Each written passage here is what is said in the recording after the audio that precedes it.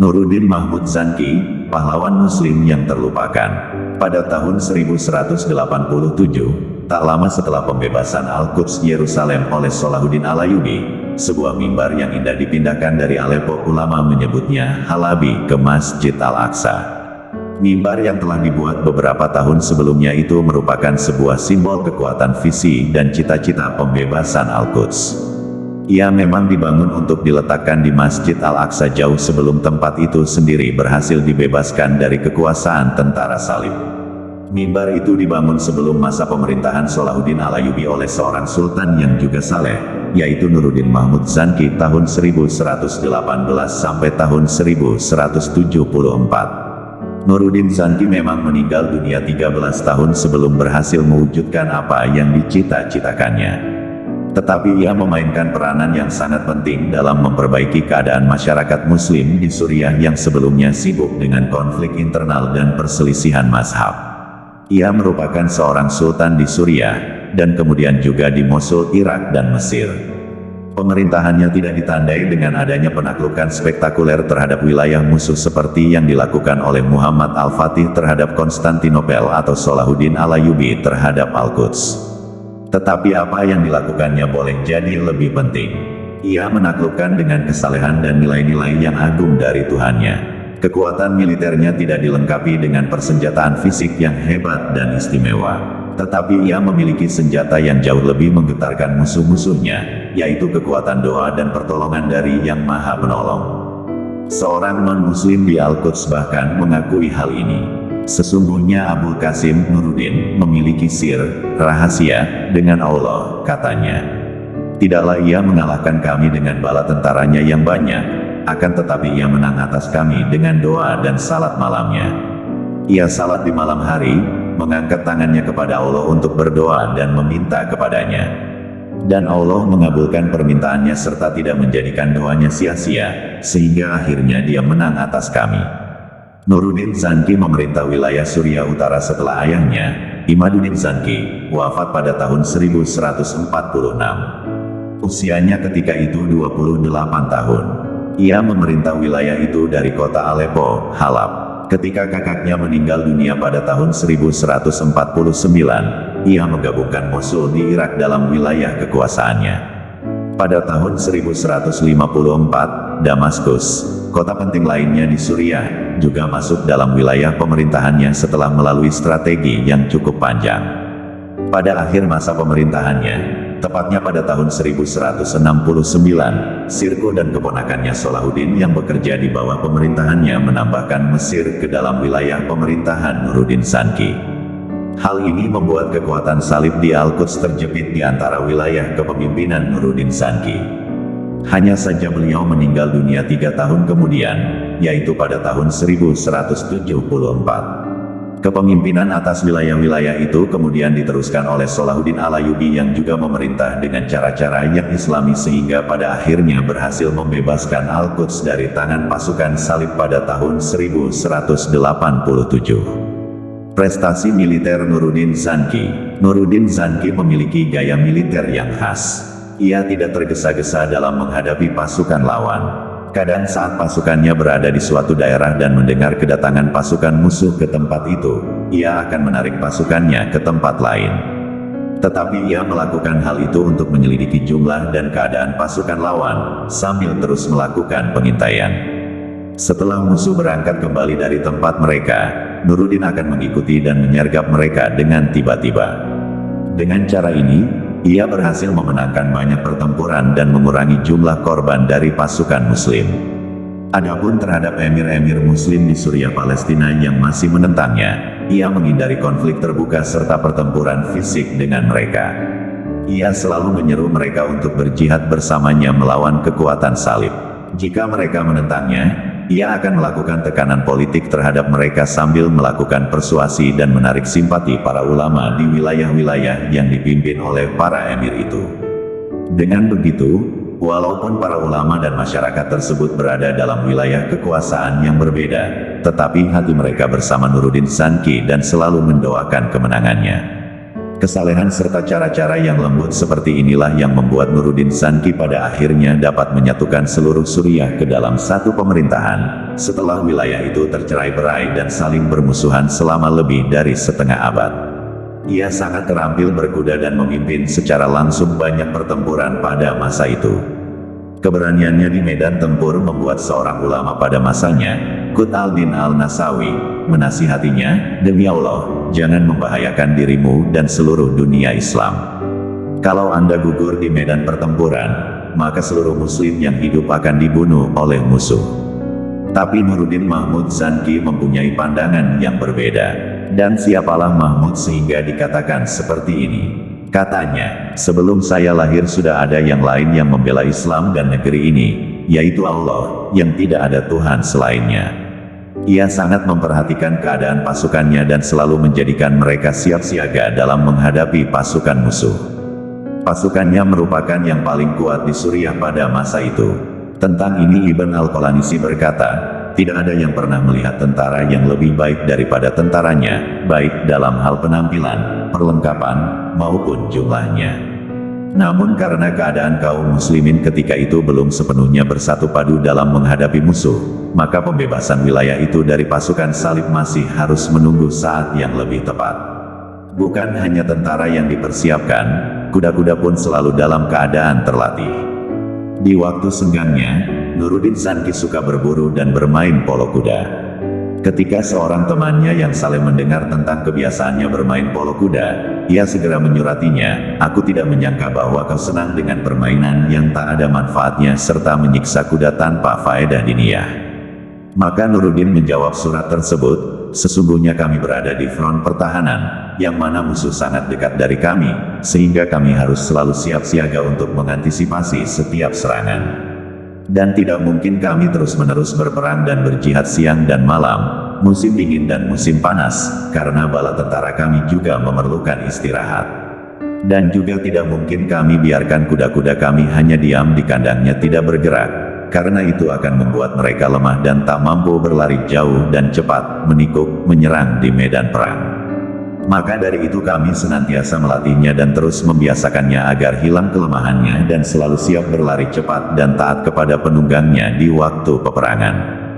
Dan inilah, demi Allah Swete, yang menjadikan aku bermain polo kuda."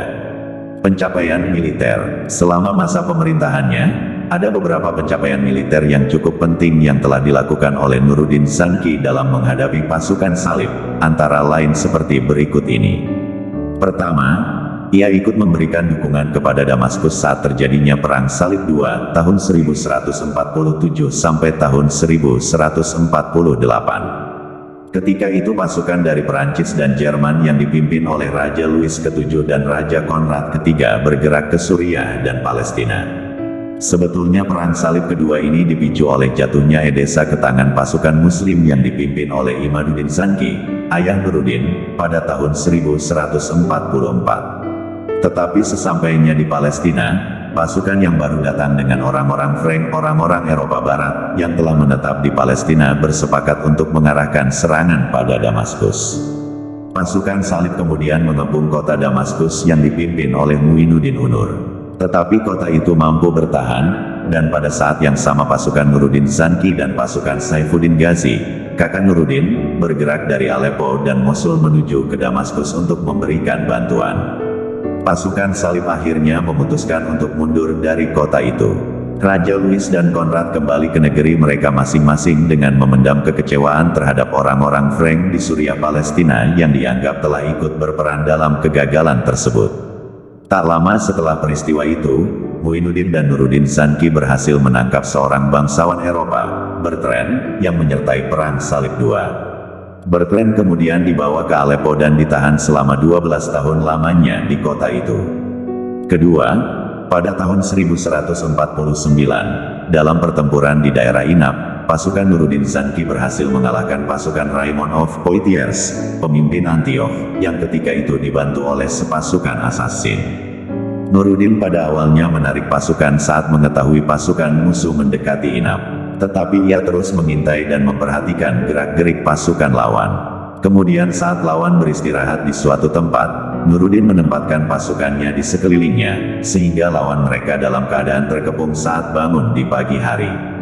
Raymond of Poitiers dan pemimpin asasin yang menyertainya gugur dalam pertempuran itu. Ketiga, pada tahun berikutnya, 1150, sepasukan Turki Saljuk berhasil menangkap Joskelin, pemimpin wilayah Edessa yang ibu kotanya telah dikuasai oleh Nuruddin. Penahanan Joskelin kemudian diambil alih oleh Nuruddin. Joskelin ditahan di Aleppo dan meninggal dunia di penjara 9 tahun kemudian.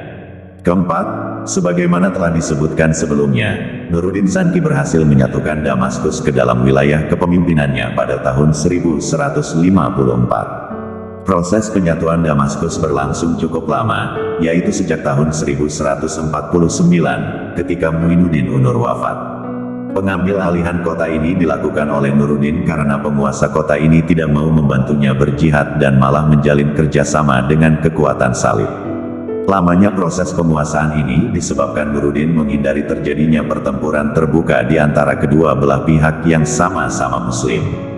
Walaupun Nuruddin berkali-kali membawa pasukannya mendekati Damaskus, tetapi ini dilakukannya sebagai bentuk tekanan politik dan psikologis terhadap pemimpin Damaskus, dan hal itu tidak membawa pada pertempuran yang berarti di antara kedua belah pihak. Nuruddin melakukan langkah-langkah persuasif kepada para ulama dan tokoh-tokoh di Damaskus, sehingga lama-kelamaan penguasa kota itu kehilangan dukungan dari rakyatnya sendiri. Akhirnya kota itu berhasil dikuasainya setelah masyarakat Damaskus sendiri yang membuka gerbang kota itu. Dikuasainya Damaskus oleh Nuruddin menandai suatu era baru di Suriah setelah wilayah itu terpecah belah sejak tahun 1090-an. Kelima, pasukan Nuruddin berhasil menangkap Reynald of Chatillon, pemimpin Antioch selepas wafatnya Raymond of Poitiers, dalam sebuah pertempuran pada tahun 1160. Reynald yang kepemimpinannya banyak menimbulkan masalah itu kemudian diikat dan dibawa ke Aleppo. Ia ditahan selama 16 tahun di kota itu. Keenam, atas permintaan Mesir sendiri dan karena adanya ancaman pasukan salib atas negeri itu, Nuruddin mengirimkan 3 kali ekspedisi militer ke Mesir di bawah pimpinan Sirku antara tahun 1164 dan 1169. Mesir akhirnya jatuh ke tangan pasukan Nuruddin. Dinasti Fatimiyah yang menguasai wilayah itu kemudian dihapuskan pada tahun 1171, menjadikan Mesir menyatu ke dalam wilayah pimpinan Nuruddin Zanki. Pada akhir masa kepemimpinannya, wilayah kekuasaan Nuruddin Zanki mencakup wilayah Suriah, Hijaz, Mesir, dan sebagian Irak. Nuruddin berhasil menyatukan wilayah-wilayah itu ke dalam satu pemerintahan dan menjadikan nilai-nilai Islam sebagai pondasi utama pemerintahannya. Sementara pada saat yang sama, kekuatan salib mulai tidak kompak di antara sesama mereka dalam menghadapi kekuatan Muslim. Apa yang dibangun oleh Nuruddin ini kelak menjadi pondasi yang kokoh bagi pemimpin berikutnya di wilayah-wilayah itu, yaitu Salahuddin Al-Ayyubi, dalam menghadapi pasukan salib dan membebaskan Al-Quds. Bagaimanapun, kekuatan dan prestasi militer hanya salah satu bagian yang penting dari pemerintahan Nuruddin Zanki. Di samping militer, ada hal lain yang membuat kepemimpinan Nuruddin sangat berkesan, yaitu dibangunnya nilai-nilai Islam yang kuat di wilayah itu. Karakter Islami pemerintahan Nuruddin. Nuruddin Zanki terkenal sebagai pemimpin yang saleh dan adil. Ibnu Al-Athir, seorang sejarawan Muslim, penulis kitab Al-Kamil fi al-Tarikh, menganggapnya sebagai pemimpin Muslim yang paling adil selepas Umar bin Abdul Aziz. Nuruddin dikenal sebagai pemimpin yang selalu menjaga salat berjamaah, salat malam Qiyamul Lail, banyak membaca Al-Quran, dan berpuasa. Ia memiliki ilmu agama yang mendalam, sangat dekat dengan para ulama, dan ikut meriwayatkan hadits bersama mereka. Keadilan dan penegakan syariah merupakan hal yang sangat menonjol dalam pemerintahannya. Ia mendorong dilangsungkannya majelis-majelis ilmu, mendirikan madrasah-madrasah, serta memberikan berbagai wakaf untuk keperluan agama dan masyarakat. Di antara sumbangan pentingnya bagi kemaslahatan orang ramai adalah pendirian rumah sakit yang dikenal sebagai Maristan. Berikut ini ada beberapa karakteristik penting yang dimiliki oleh Nuruddin dan pemerintahannya, * bersambung. Penulis adalah penulis buku, Nuruddin Zanki dan Perang Salib, kolumnis Hidayatullah.com, kini sedang mengambil program doktoral bidang sejarah di Universiti Islam Antarabangsa, Malaysia. Pencapaian militer. Selama masa pemerintahannya, ada beberapa pencapaian militer yang cukup penting yang telah dilakukan oleh Nuruddin Zanki dalam menghadapi pasukan salib, antara lain seperti berikut ini. Pertama, ia ikut memberikan dukungan kepada Damaskus saat terjadinya Perang Salib II, tahun 1147 sampai tahun 1148. Ketika itu pasukan dari Perancis dan Jerman yang dipimpin oleh Raja Louis VII dan Raja Konrad III bergerak ke Suriah dan Palestina. Sebetulnya Perang Salib kedua ini dipicu oleh jatuhnya Edessa ke tangan pasukan Muslim yang dipimpin oleh Imaduddin Zanki, ayah Nuruddin, pada tahun 1144. Tetapi sesampainya di Palestina, pasukan yang baru datang dengan orang-orang Frank, orang-orang Eropa Barat, yang telah menetap di Palestina bersepakat untuk mengarahkan serangan pada Damaskus. Pasukan salib kemudian mengepung kota Damaskus yang dipimpin oleh Muinuddin Unur. Tetapi kota itu mampu bertahan, dan pada saat yang sama pasukan Nuruddin Zanki dan pasukan Saifuddin Ghazi, kakak Nuruddin, bergerak dari Aleppo dan Mosul menuju ke Damaskus untuk memberikan bantuan. Pasukan salib akhirnya memutuskan untuk mundur dari kota itu. Raja Louis dan Konrad kembali ke negeri mereka masing-masing dengan memendam kekecewaan terhadap orang-orang Frank di Suriah Palestina yang dianggap telah ikut berperan dalam kegagalan tersebut. Tak lama setelah peristiwa itu, Muinuddin dan Nuruddin Zanki berhasil menangkap seorang bangsawan Eropa, Bertrand, yang menyertai Perang Salib II. Bertrand kemudian dibawa ke Aleppo dan ditahan selama 12 tahun lamanya di kota itu. Kedua, pada tahun 1149, dalam pertempuran di daerah Inab, pasukan Nuruddin Zanki berhasil mengalahkan pasukan Raymond of Poitiers, pemimpin Antioch, yang ketika itu dibantu oleh sepasukan assassin. Nuruddin pada awalnya menarik pasukan saat mengetahui pasukan musuh mendekati Inab. Tetapi ia terus mengintai dan memperhatikan gerak-gerik pasukan lawan. Kemudian saat lawan beristirahat di suatu tempat, Nuruddin menempatkan pasukannya di sekelilingnya, sehingga lawan mereka dalam keadaan terkepung saat bangun di pagi hari. Raymond of Poitiers dan pemimpin assassin yang menyertainya gugur dalam pertempuran itu. Ketiga, pada tahun berikutnya, 1150, sepasukan Turki Saljuk berhasil menangkap Joskelin, pemimpin wilayah Edessa yang ibu kotanya telah dikuasai oleh Nuruddin. Penahanan Joskelin kemudian diambil alih oleh Nuruddin. Joskelin ditahan di Aleppo dan meninggal dunia di penjara 9 tahun kemudian.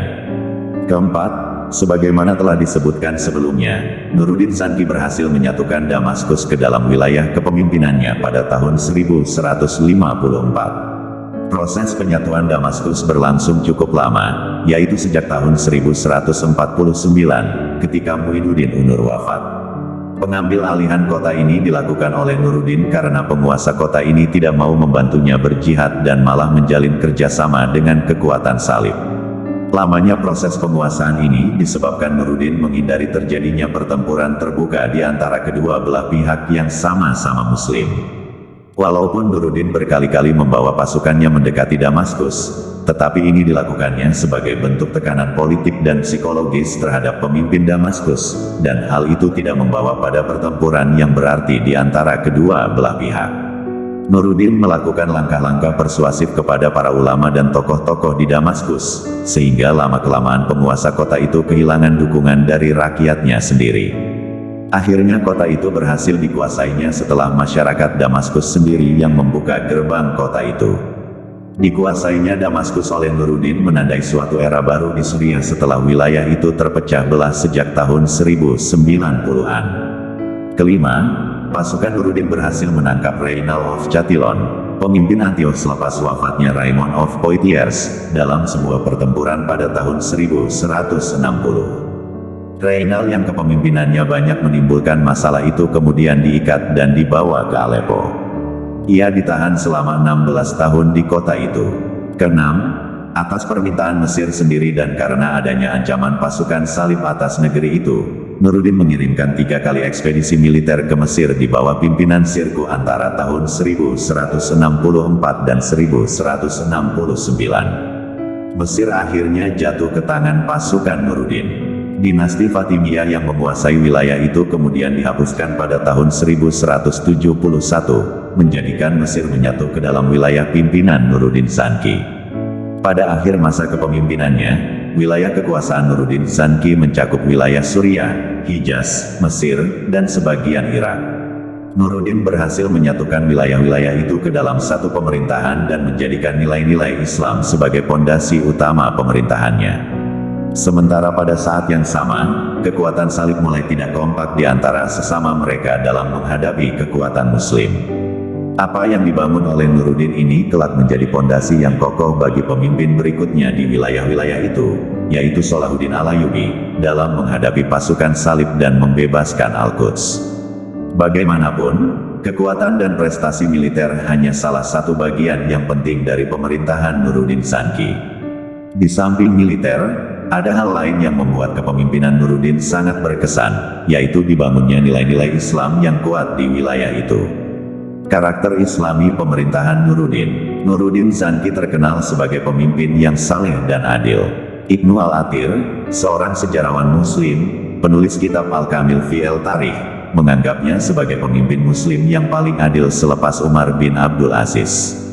Nuruddin dikenal sebagai pemimpin yang selalu menjaga salat berjamaah, salat malam Qiyamul Lail, banyak membaca Al-Quran, dan berpuasa.